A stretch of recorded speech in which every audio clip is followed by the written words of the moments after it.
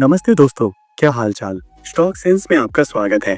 अगर आप हमारे चैनल पे नए हैं तो प्लीज यार सब्सक्राइब कर दीजिए। ये अपना एकदम नया चैनल है और यहाँ हम शेयर मार्केट की बातें ऐसे करते हैं जैसे दोस्तों के बीच में गप्पे मार रहे हों। आज हम बात करेंगे सेबी के एक ताज़ा फैसले के बारे में जो उन्होंने Bharat global developers limited BGDL के खिलाफ लिया है। ये मामला थोड़ा पेचीदा है लेकिन हम इसे आसान भाषा में समझेंगे ताकि आपको सब कुछ अच्छे से समझ में आ जाए।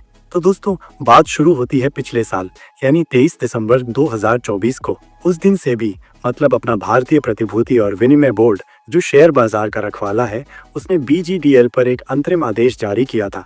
अंतरिम आदेश का मतलब है एक तरह का अस्थायी आदेश जब तक पूरी जांच नहीं हो जाती। सेबी ने BGDL पर कुछ गंभीर आरोप लगाए थे। उन्होंने कहा था कि ये कंपनी कुछ गड़बड़ कर रही है। क्या गड़बड़? देखिए, सेबी का कहना था कि BGDL ने अपने पैसों का हिसाब किताब ठीक से नहीं दिखाया।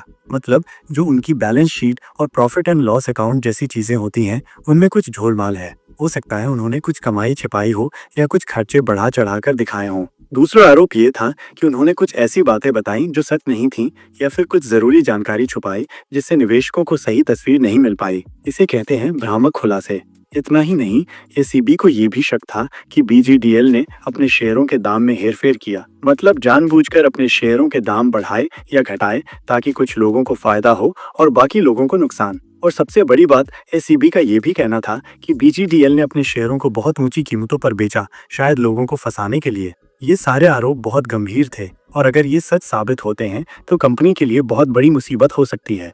अब आते हैं आज की बात पर, मतलब 26 मार्च 2025 को सेबी ने जो पहले अंतरिम आदेश दिया था उसको अब कंफर्म कर दिया है। कंफर्म करने का मतलब है उन्होंने कहा कि हाँ, हमें अब भी लगता है कि कुछ तो गड़बड़ है और हम अपने पहले वाले आदेश पर टिके हुए हैं। इसके साथ ही सेबी ने BGDL को कुछ नए निर्देश भी दिए हैं। सेबी ने BGDL से कहा है कि उन्हें 15 अप्रैल 2025 से पहले अपने वित्तीय वर्ष 2024-25 के कुछ बहुत ही जरूरी आंकड़े स्टॉक एक्सचेंज पर पब्लिक करने होंगे। ये आंकड़े कौन से हैं?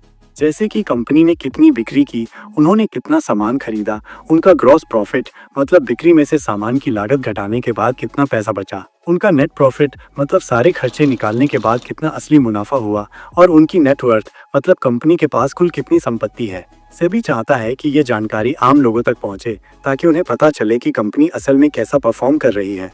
एक और दिलचस्प बात सेबी ने कही। उन्होंने कहा कि जब BGDL ये सारे वित्तीय आंकड़े पब्लिक कर देगा, उसके ठीक 2 दिन बाद कंपनी के शेयरों में फिर से ट्रेडिंग शुरू हो जाएगी। मतलब लोग उन शेयरों को खरीद और बेच सकेंगे। ये थोड़ा हैरान करने वाला फैसला है क्योंकि आमतौर पर जब किसी कंपनी पर इतने गंभीर आरोप लगते हैं तो उसकी ट्रेडिंग बंद रहती है जब तक जांच पूरी नहीं हो जाती। लेकिन सेबी शायद ये सोच रहा है कि वित्तीय आंकड़े सामने आने के बाद निवेशकों को थोड़ा बेहतर अंदाजा लग पाएगा। तो दोस्तों, जिन्होंने भी BGDL के शेयर खरीदे हैं उनके लिए ये बहुत ही इंपॉर्टेंट टाइम है। आपको कंपनी जो वित्तीय आंकड़े जारी करेगी उन पर बहुत ध्यान देना होगा। देखना होगा कि कंपनी की परफॉर्मेंस कैसी है, क्या वो आंकड़े भरोसेमंद लग रहे हैं और क्या उनमें कुछ ऐसी चीजें दिख रही हैं जो पहले से चल रहे आरोपों को और मजबूत करती हैं।